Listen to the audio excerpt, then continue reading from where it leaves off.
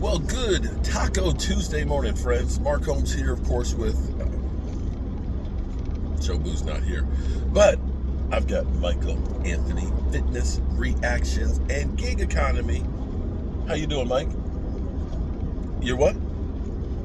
He's doing okay. Okay, hi. He's doing okay. It's early this morning, and unfortunately, things did not start off too good. How you doing this morning? Okay. All good. I got my ride or die chick right here with me. Okay, she's right there. I got my number one son back there. Those other three are worthless, by the way. Just saying. Pizzle, Philly, Rio. You know how y'all some badass kids. I expect to see something on Father's Day. Just letting you know. I expect to get something on Father's Day.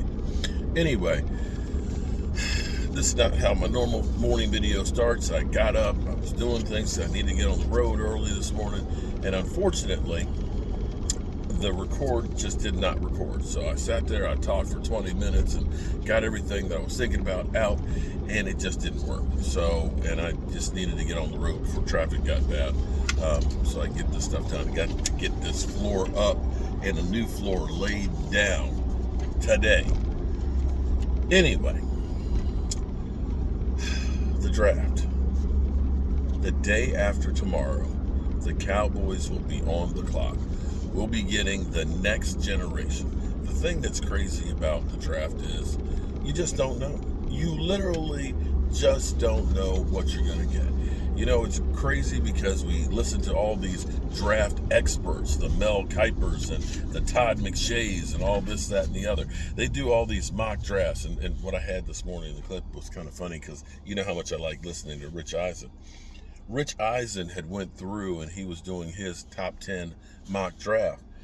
And he was talking about the mock drafts and making fun of them because he's like, how you have a mock draft, 12.2? How you got to do point something? Because they do so many of them. Because, if you do 50 mock drafts, you can say, well, see, I told you that the Cowboys were going to take such and such. But you also told me they were going to take 50 other guys. So how is that actually very accurate? You were like 2% correct. Be that as it may, we don't know how it's going to be. The funny thing is so many of the experts are so wrong about the players that are out there. Yeah, it's damn near impossible to know if a guy's going to be great or if he's going to be a bust. You just don't know. If you look back at the rating for the Seattle Seahawks for their draft, when they drafted Russell Wilson, they gave him a C-. And it wasn't just Russell Wilson that was on there. There were so many players that ended up being key guys for them getting the Super Bowl. It's not even funny. You'll remember when we had the draft, of course, that we ended up getting Dak and we ended up getting Zeke and Jalen Smith. They were kind of like, yeah, okay, whatever. But Dak being a fourth-round draft pick, that guy was pretty good. You think about Russell Wilson. What they said about Russell Wilson was, if you need a backup quarterback, he might suffice for a couple of games. But he was too short, didn't have the arm talent, da-da-da-da-da-da-da. For Dak, I've always thought the number 4 has multiple meanings. Of course, it's, commemoration of his mother, of course, for the number 4. But I think it has a dual meaning. I think it also is about being that fourth-round draft pick, that number that I see every time I put on my jersey that reminds me where I came from and what it took to get here, and as a driver to keep him going and motivated for the future. If you ask Dak Prescott now, he's number 8. Because there were 7 guys that were picked in front of him, and he can name them in order. Think about that for a second here, guys. There were 7 quarterbacks that were picked before Dak Prescott. Everybody focused in on the Jared Goff and the Carson Wentz and things. In fact, the first time that I saw Dak Prescott was because of Carson Wentz. I'm not the college guy. I don't have time to be able to watch all the college games, get all the prospects and everything else. There's so much that you have to focus in on just with the Cowboys and trying to keep up with them. That's a full-time job. And literally, me and my wife had discussions that if I ended up doing college football the way I do the Dallas Cowboys, we'd be divorced. Well, isn't that safe to say? That is accurate. See, there you go. So if I ever want to get divorced, if you hear that I'm into college football, the marriage is on the rocks. That's how you know that there's problems in the household, because I'm watching college football. But be that as it may, I'm having a hard enough time just watching the USFL. Don't know how they're going to make it. I'm sorry. There could not have been 150 people in the crowd this past week. Yeah. And this is week number 2. And this whole thing of playing in one city, Birmingham doesn't care about a team that's supposedly New Orleans. I'm sorry, I digress. Dak Prescott constantly reminds himself about those guys that were picked in front of him, and that's the driver of him going forward. And here's the thing that's going to be great. You know, all you Dak Prescott haters, Dak is garbage. We need to get rid of him. He's a bum. You just won't admit that he's garbage and this, that. He looks like your son, so that's why you like him. And no, I like him because he's a great player. He's a great individual. And I think he's the best guy for the Dallas Cowboys. And the Cowboys lucked the hell up in getting him at the 4th round, because I don't think you guys realize, again, what the Eagles did to move up to try and get Carson Wentz, what the Rams did to move up to get Jared Goff, the amount of draft capital that they gave up to get those guys.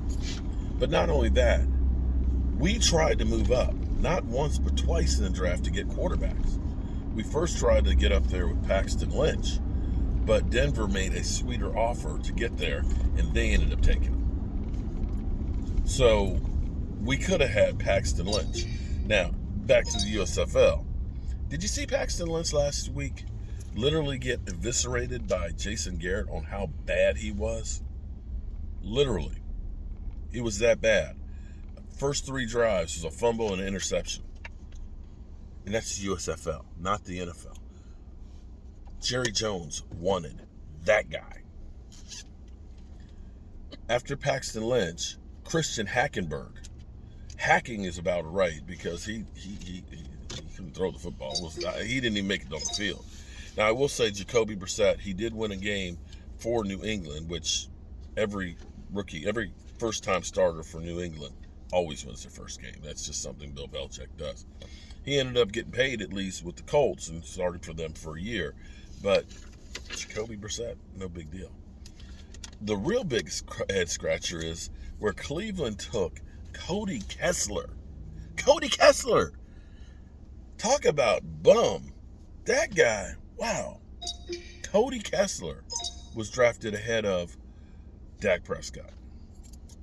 I have no idea where Cody Kessler is. I don't think he made it in the league for 3 years. And then finally, the Cowboys tried to move back into the 3rd round because they were looking and saying, we got to get a body. We got to get a quarterback. They tried to trade back into the 3rd round, I think, or early in the 4th round to get Connor Cook.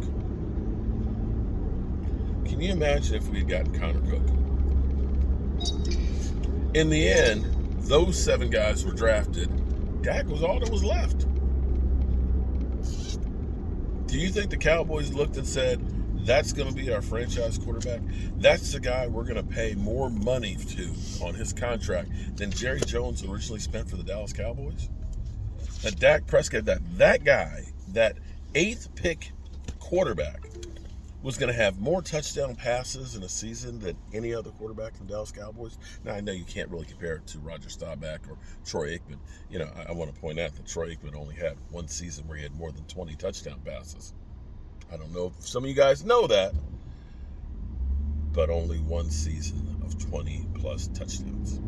Reason being was that team was so balanced and so predicated on the run, you weren't throwing down the field. And herein lies the problem. It brings us full circle back to this draft.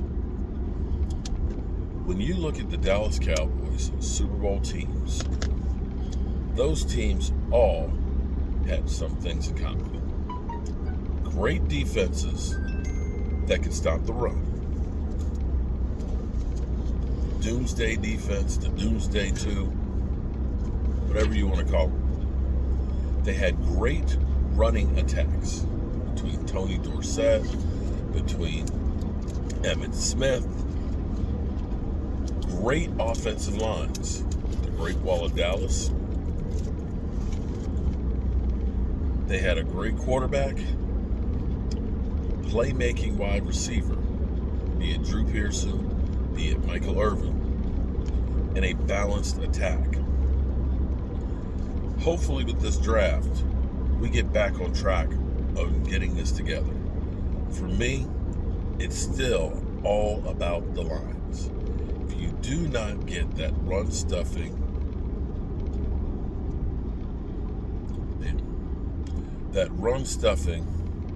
defensive line, and if you do not get a great guard and a swing tackle that's going to take over when Tyron Smith gets injured. You notice I didn't say if he gets injured, when he gets injured.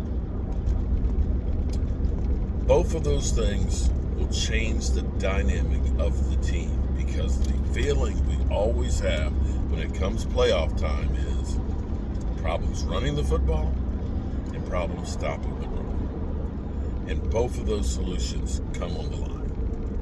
And that's all I got to say about that. And so, I'm on the road. I will see you guys down on the other end. Hope you guys have a great Taco Tuesday. And be safe out there. Make sure that you keep my buddy D2 Stu in your prayers. He's waiting on pins and needles for his test results and things in the hospital. Asia Robinson lost her cousin, and she's devastated from gun violence. So keep her in your thoughts as well, too. And be safe out there. Peace.